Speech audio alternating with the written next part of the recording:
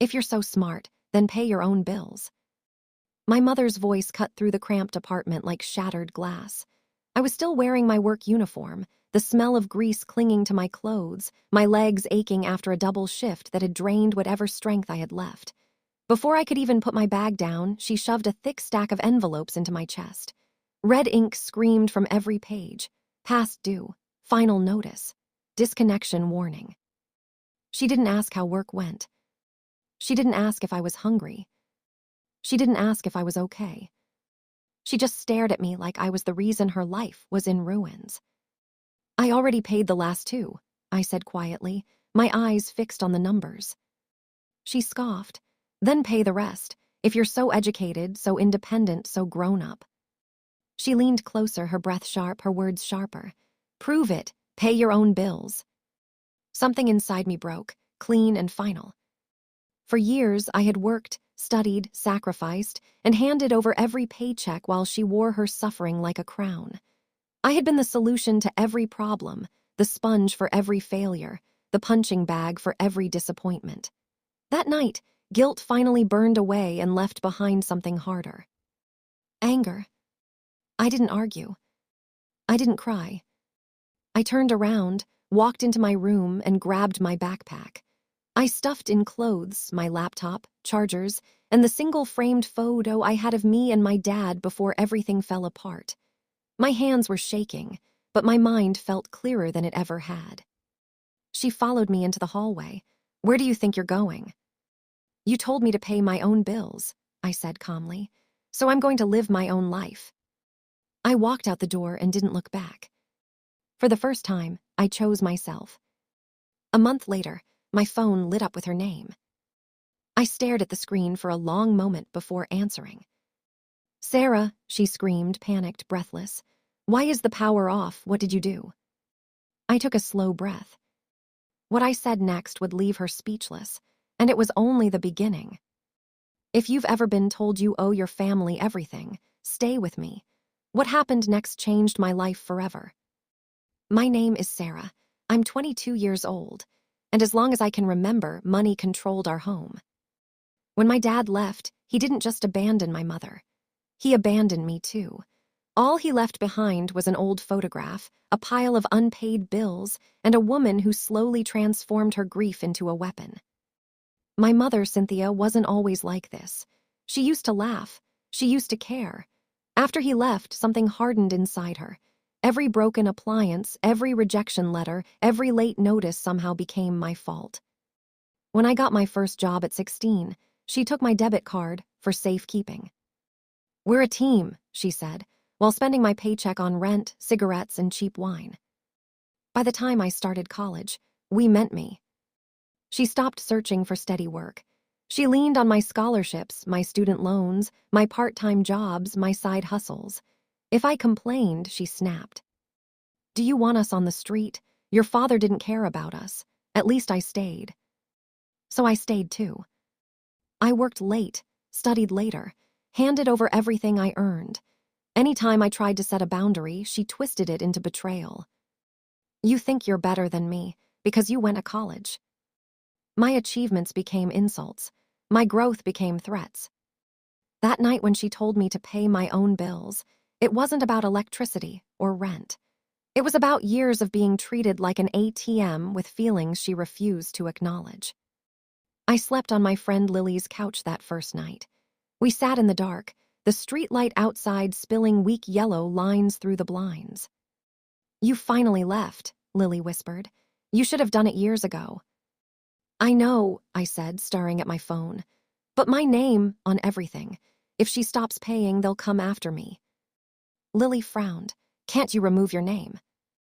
That question changed everything. For years, I had protected my mother from consequences, paid her debts, fixed her messes, covered her lies. For the first time, I wondered what would happen if I didn't.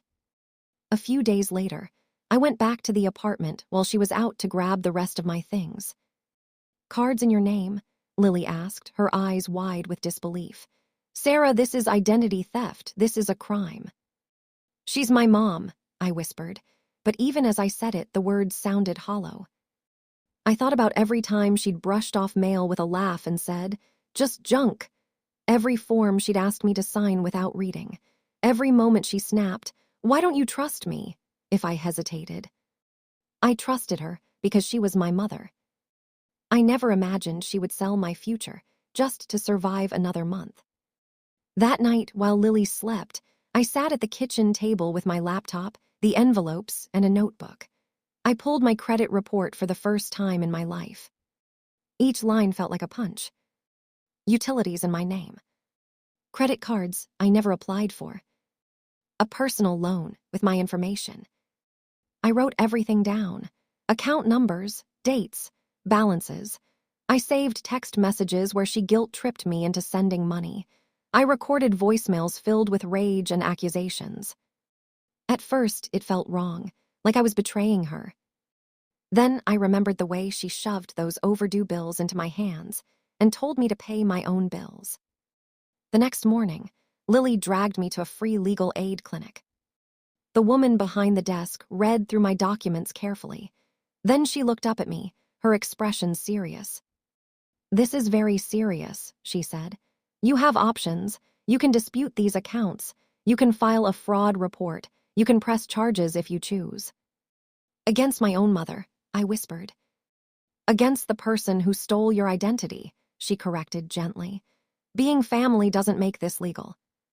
I walked out shaking, but something inside me had shifted. That night, I opened a new bank account at a different bank. I changed my direct deposit at work. I called every utility company and removed my name. When the woman from the electric company warned me, "If the balance isn't paid, service will be disconnected," I replied calmly, "I understand." For the first time in my life, I wasn't cleaning up her mess. I was stepping away from it. A month later, my life started to feel like mine. I rented a small room, picked up extra shifts, began disputing fraudulent charges. My credit wasn't fixed, but it wasn't sinking anymore. I didn't call my mother. She called me.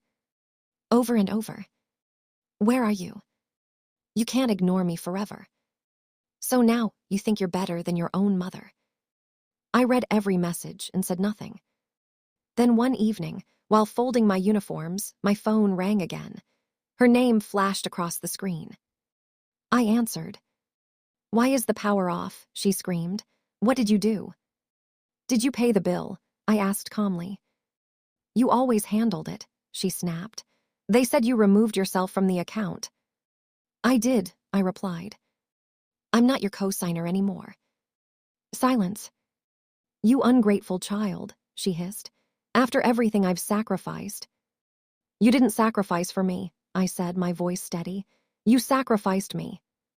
I told her about the credit cards, the fraud, the disputes. She went quiet. "You wouldn't turn me in," she whispered. "You wouldn't humiliate me." "I already did," I said softly, "by telling the truth." That's when she threatened me.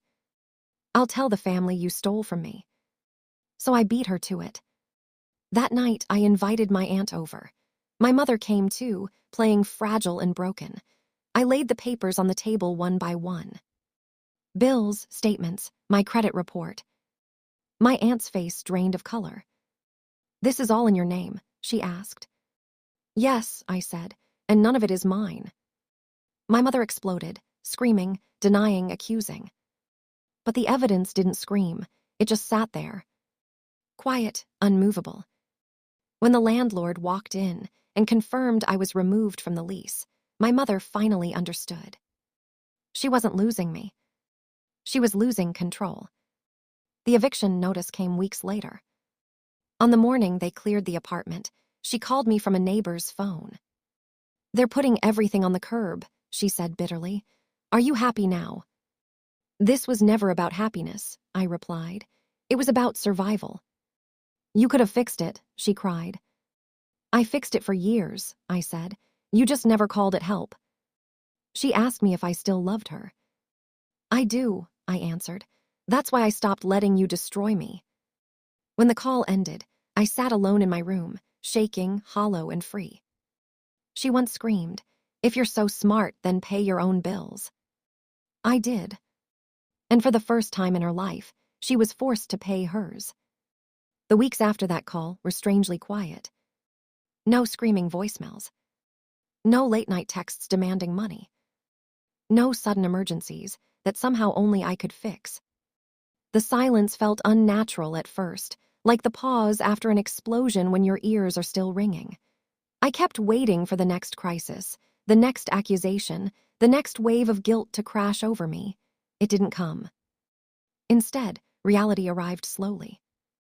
My aunt called one evening and spoke in a careful, measured voice. "Your mom's staying with me for now. She's not handling it well. She keeps saying you ruined her life." I closed my eyes. "Did you see the documents?" "Yes," my aunt sighed. "All of them. I wish I had seen them sooner."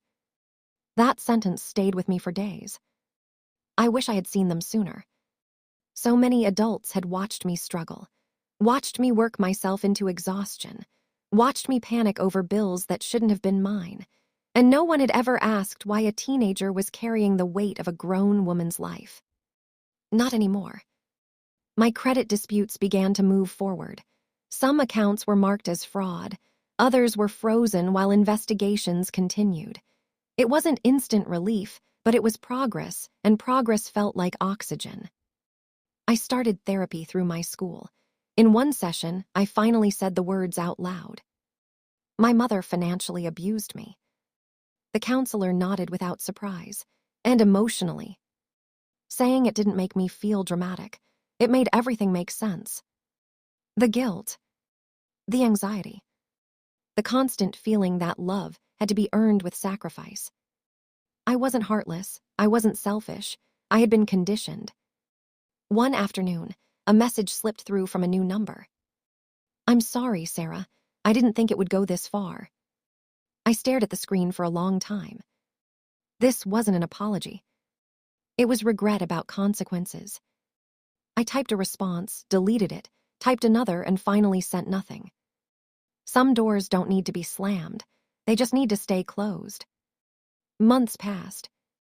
I got promoted at work, moved into a slightly better place, bought a small desk and set it by the window so I could study in the mornings with sunlight instead of dread. I started building a life. A year passed. Not the dramatic kind of year people post about online, but the quiet, steady kind where healing happens without applause. The kind where days stop feeling like emergencies and start feeling like choices. I paid my rent on time. I cooked my own meals. I slept without my phone on full volume. Every bill had my name on it, and for the first time, that felt empowering instead of terrifying. Sometimes, guilt still crept in late at night. It sounded like her voice, asking how I could live comfortably while she struggled. But then I reminded myself of the truth I'd learned the hard way. Struggling is not the same as being exploited. And love is not measured by how much pain you tolerate. One afternoon, an email landed in my inbox from an unfamiliar address. I almost deleted it, but something made me open it. It was from my mother. She wrote about how hard things had been, about how lonely she felt, about how no one understood her like I did. She said she missed me. She said she was proud of me. Then, buried near the end, was the real reason for the message. She needed help. Just a little, she said, just until she got back on her feet, just this once. I stared at the screen for a long time. Old me would have replied immediately. Old me would have apologized for leaving. Old me would have offered money, solutions, comfort, forgiveness, and silence. New me closed the laptop. That night, I wrote a response in my journal instead. I am not responsible for saving someone who refuses to save themselves. I am not cruel for protecting what I rebuilt from ashes. I am allowed to outgrow people who only loved me when I was useful. I never sent a reply. A few weeks later, my aunt told me my mother had finally taken a job. It wasn't glamorous.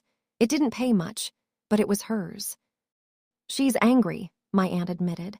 "She says you forced her into this." I nodded. Good. For the first time, her survival didn't depend on my sacrifice. That's what boundaries do. They don't destroy people, they reveal them. On my 23rd birthday, I sat alone in my apartment with a cupcake and a candle. No family dinner, no dramatic reconciliation, just me breathing in a space that was truly mine. I made a wish anyway. I wished to never confuse guilt with love again. I thought about the girl who once stood in a cramped apartment, exhausted and shaking, holding a stack of bills she didn't create. I wished I could go back and tell her something. You are not selfish. You are not ungrateful. You are not abandoning anyone. You are choosing to live. My mother once sneered, "If you're so smart, then pay your own bills." I did. And in doing so, I finally stopped paying for someone else's choices. After everything settled, something unexpected happened. Nothing. No dramatic apology. No sudden redemption arc. No movie-style reunion. And that, I realized, was the real ending. Life moved forward without asking permission from the past. I finished college, took a job that paid enough for me to breathe without counting every dollar twice. I learned how to budget, how to rest, how to say no without explaining myself. I learned that stability feels boring only when you're addicted to chaos. Sometimes people would ask about my family. "How's your mom?" They'd say casually, not knowing the weight of the question. "She's alive," I answer. "So am I." And that was enough. There were moments I grieved her, even though she was still living. I grieved the mother I needed but never had. I grieved the version of myself that thought love meant endurance. I grieved the years I spent shrinking so someone else wouldn't have to grow. But grief, unlike guilt, eventually softens. One night, while organizing old files on my laptop, I found a photo I hadn't seen in years. Me at 17, standing in the kitchen of that apartment, half smiling, exhaustion behind my eyes. I stared at it for a long time. "I got you out," I whispered. And I meant it. I didn't become cold. I didn't stop loving deeply. If anything, I became more careful with my heart. I learned that real love doesn't ask you to disappear. It doesn't punish you for having limits. It doesn't turn responsibility into a weapon. The hardest truth I accepted was this: you can love someone and still walk away. You can understand their pain and still refuse to carry it. You can forgive without returning to the fire. I never stopped being her daughter. I just stopped being her solution. And that choice didn't make me heartless. It made me free. Freedom changes you in quiet ways. It teaches you how to sit in a room without bracing for impact. It teaches you that silence doesn't always mean danger. Sometimes it means safety. Sometimes it means no one is about to demand a piece of you. I began noticing small things. I could buy groceries without guilt. I could rest without explaining why. I could say, "I can't help with that," and not feel like the worst person alive. Every boundary I held felt awkward at first, like wearing new shoes that hadn't broken in yet. But over time, they fit. People came into my life who didn't need saving. Friends who didn't confuse love with leverage. Coworkers who respected my time. A partner who listened when I said no and didn't take it as rejection. That was when it hit me. I hadn't been bad at love before. I had just been loving people who benefited from my pain. Once, during a late-night conversation, someone asked me, "Do you think you'll ever talk to your mom again?" I didn't answer right away. "I don't know," I said honestly. "But if I do, it won't be because I'm scared, broke, or guilty. It'll be because something actually changed." And that's the line I draw now. Reconnection without accountability is just returning to the same wound and hoping it won't bleed this time. I stopped chasing closure from someone who refused responsibility. I learned that closure isn't something another person gives you. It's something you decide. One day, I realized I no longer replayed our fights in my head. Her voice had faded. Not because I forced it out, but because it finally had nothing left to control. That's when I knew I was healing. If you're still stuck where I was, holding someone else's life together while yours falls apart, please hear this. You are not strong for enduring abuse. You are strong for walking away from it. You are not selfish for choosing stability. You are brave for choosing yourself. Some people will call you cold when you stop burning for them. Let them. Warmth that destroys you is not warmth. Love that empties you is not love. I didn't lose my family. I lost my chains. And the moment I stopped paying for someone else's choices, I finally started investing in my own future. There was one last thing I didn't expect. Peace doesn't arrive loudly. It doesn't announce itself with fireworks or dramatic speeches. It shows up quietly, almost shy, after you've been exhausted for so long that you barely recognize it at first. I noticed it one morning while paying my bills. I was sitting at my small kitchen table, sunlight spilling across the floor, coffee cooling beside me. I opened my laptop, logged into my bank account, and paid rent, electricity, internet, all in less than 10 minutes. No panic. No knots in my stomach. No voice in my head screaming that one mistake would destroy everything. I leaned back in my chair and laughed softly. This was what normal felt like. Not rich. Not glamorous. Just stable. For years, I thought stability was boring. That life was supposed to feel urgent, heavy, dramatic. I didn't realize I had been living in survival mode so long that chaos felt familiar and calm felt suspicious. I started volunteering at a student helpline, talking to people who sounded exactly like I used to. Tired, guilty, trapped by obligation disguised as love. One night, a girl whispered into the phone, "What if leaving makes me a bad daughter?" I swallowed and answered carefully. Leaving doesn't make you bad. Staying when it's destroying you doesn't make you good either. After I hung up, I sat there for a long time, realizing I wasn't just telling her the truth. I was telling my past self. Occasionally, my mother's name still came up in conversations. Distant relatives, old neighbors, people who didn't know the full story but felt entitled to judge anyway. She did her best, they'd say. She's still your mother. You only get one family. I stopped arguing. People who benefit from your silence will always be uncomfortable with your boundaries. I learned that you don't need permission to heal. You don't need a unanimous vote. You don't need everyone to understand. You just need to stop lighting yourself on fire to keep someone else warm. One evening, while cleaning out an old box, I found that framed photo of me and my dad. I studied it closely, noticing something I'd never really seen before. I was smiling freely. Not the careful smile I learned later, not the one that tried to keep the peace, just a kid, happy and unburdened. I placed the photo on my desk, not as a reminder of loss, but as proof. I had been whole once, and I was becoming whole again. I don't know what my mother's life looks like now. I don't track it. I don't need updates to validate my decision. Whatever path she's on is hers to walk. Mine finally feels like mine. If this story reaches someone who's standing at the edge, afraid to step away from guilt, from obligation, from fear disguised as love, let me leave you with this. You are allowed to choose peace, even if it disappoints people. You are allowed to stop paying emotional debts you never agreed to. You are allowed to build a life that doesn't require your suffering as proof of loyalty. I paid my own bills. And in doing so, I reclaimed my life. There's a strange moment that comes after healing, one no one really talks about. It's when you realize you're no longer angry. Not because what happened was okay, and not because it didn't matter, but because anger has finished its job. It protected you long enough for you to escape, and once you're safe, it slowly steps aside. That moment came for me on an ordinary afternoon.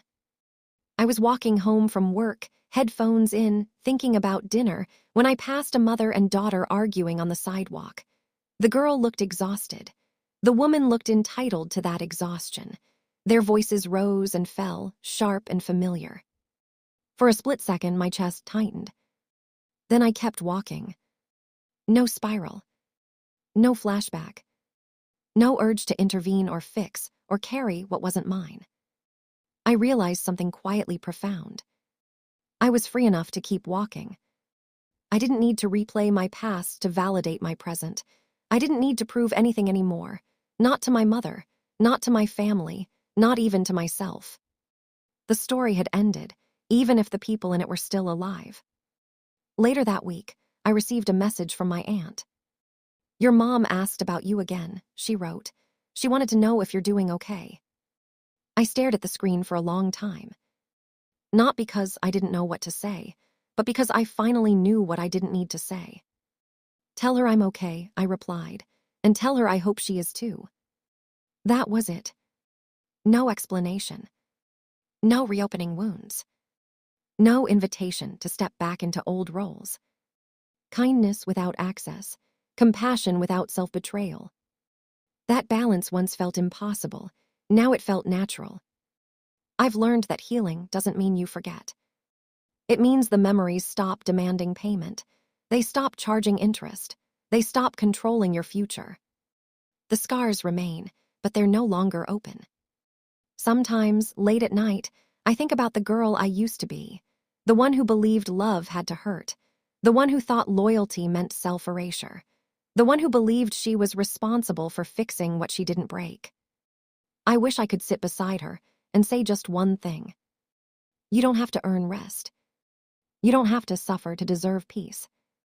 You don't have to be useful to be loved. She wouldn't believe me then, but she'd believe me now. Because here I am, living proof. I didn't become bitter. I didn't become heartless. I became whole. And that's the ending no one who benefits from your silence ever wants you to reach. Wholeness doesn't mean everything is perfect. It means nothing owns you anymore. I still have moments when a bill arrives and my stomach tightens for half a second. My body remembers before my mind does. Trauma lives in reflexes long after logic catches up. But now, the fear passes. I open the envelope, read the amount, pay it, and move on. No shouting. No shame. No one slamming paper into my hands and calling it love. That is freedom in its simplest form. I used to think adulthood meant carrying pain quietly. I thought being strong meant enduring things no one should have to endure. I confused survival skills with personality traits. Now I know better.